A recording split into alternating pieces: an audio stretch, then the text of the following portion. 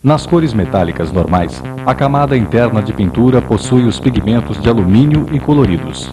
As tintas modernas utilizadas atualmente na pintura automotiva possuem pigmentos novos como pérolas, grafites, MIO, microdióxido de titânio, alumínio e outros tipos de pigmentos. Tintas especiais para enfatizar o estilo estão aumentando. A seguir serão mostrados estes novos pigmentos.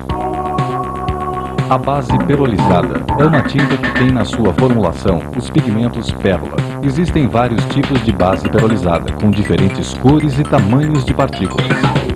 Existem dois tipos de pintura perolizada: dupla camada e tripla camada. Na pintura de tripla camada perolizada, existem duas camadas de bases separadas: base perolizada e base colorida, e a reflexão da luz se faz em duas camadas diferentes, nos pigmentos perolizados e na base colorida, ao contrário da pintura de dupla camada perolizada, ou cores metálicas normais na forma como as luzes interagem. O pigmento de grafite pertence à família do elemento químico carbono. Por possuir brilho metálico e por realçar o brilho, este pigmento está sendo muito utilizado no desenvolvimento de novas tintas.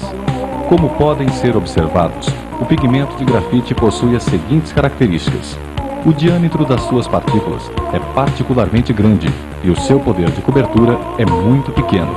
Assim, se misturarmos o pigmento nas tintas metálicas ou nas tintas contendo micas perolizadas, podemos obter cores profundas e densas, com brilho variando de tipo e intensidade, dependendo do ângulo de observação da superfície. As partículas de microdióxido de titânio apresentam aproximadamente 1/10 do tamanho das partículas de dióxido de titânio utilizadas normalmente nos pigmentos brancos. E se forem utilizados sozinhos, são semi-transparentes com baixo poder de cobertura. Entretanto, ele pode ser misturado a outros pigmentos coloridos ou de alumínio para se obter efeitos especiais. A composição da camada de pintura de microdióxido de titânio é a mesma da camada metálica. No entanto, quando visto de cima, ele parece uma cor metálica, com tonalidade amarela, que muda para uma cor azulada quando visto de lado. Isto dá um acabamento que imita a tonalidade da pedra preciosa opalescente, com um efeito suave de duas cores. MIO é um pigmento à base de óxido de ferro com estrutura cristalizada de 15 microns. Os cristais do pigmento MIO apresentam uma espessura cerca de 10 vezes maior que a dos pigmentos de alumínio, e as faces laterais dos cristais também provocam a reflexão da luz, assim como a face frontal dos cristais. Além disso, a sua superfície é muito lisa. Estas características combinadas produzem um brilho tridimensional, como acontece com os diamantes quando houver a incidência da luz. A mica de argento é um material que possui a superfície de pigmento perolizado do tipo interferente com um revestimento suave de prata. Além da sensação de transparência das micas perolizadas, haverá o aparecimento da sensação de brilho metálico, resultando num brilho tridimensional com forte característica de flip-flop.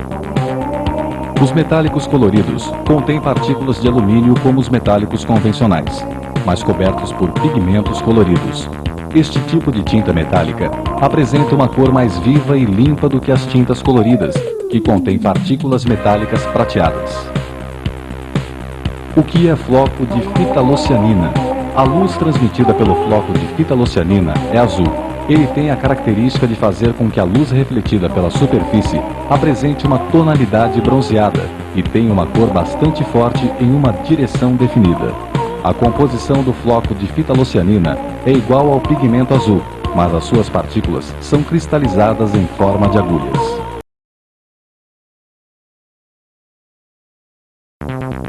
O verniz resistente a riscos é um verniz que proporciona um aumento moderado na dureza e na flexibilidade da camada de pintura em função do aumento da densidade da força de encobrimento, com o aumento da quantidade de catalisador na mistura de resina especial.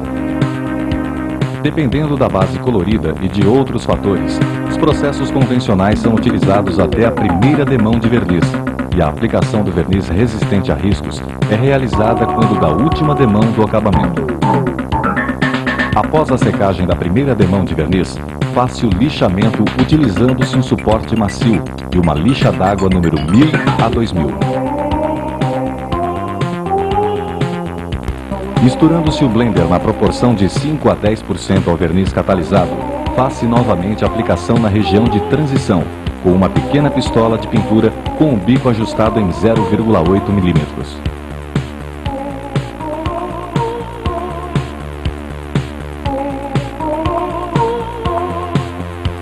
Como a aplicação do verniz resistente a riscos é basicamente uma pintura por setor, se for necessária uma emenda na pintura, procurar deixá-la em uma área pouco visível, como por exemplo, a coluna traseira.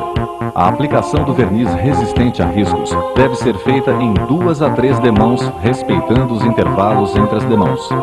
A região de transição deve ser pintada em névoa, acrescentando cerca de 20 a 30% de thinner. Aplica-se então o blender do verniz resistente a riscos em névoa para finalizar o trabalho. Como o verniz resistente a riscos proporciona uma proteção à superfície para que não seja facilmente riscada, recomenda-se utilizar um composto abrasivo fino para retirar algum risco um pouco profundo que porventura possa aparecer. A sujeira aderida à superfície deve ser retirada através de lixa d'água número 2000 ou com o auxílio de pedra abrasiva e finalizar a operação com a pedra abrasiva número 3000 para retirar a marca da lixa número 2000. Além disso, através do composto abrasivo fino, deve-se eliminar as marcas deixadas pela pedra abrasiva e realizar o polimento final com o composto abrasivo de partículas ultrafinas. Tomar cuidado para que não haja secagem do composto abrasivo com a temperatura gerada pelo disco de polimento. A região de transição deve ser polida utilizando compostos abrasivos de partículas finas e ultrafinas em sequência e, por fim, por meio de cera lustradora, dar o brilho e o acabamento final.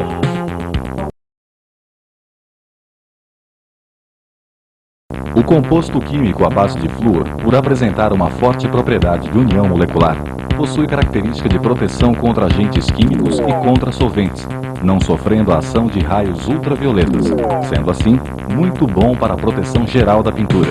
Além disso, ele dificulta a aderência de corpos estranhos. Assim, quando a água ou o óleo entra em contato com a superfície protegida com o verniz de acabamento de flúor, ele vai diminuir ao máximo a área de contato desses líquidos com a superfície, eliminando-os em forma de gotas. Este verniz possui também a grande vantagem de permitir a remoção fácil da sujeira que esteja aderida. A repintura pode ser feita pelo mesmo processo de pintura de tinta acriluretano até então utilizada. Na aplicação da última demão, basta utilizar o verniz de acabamento de flúor.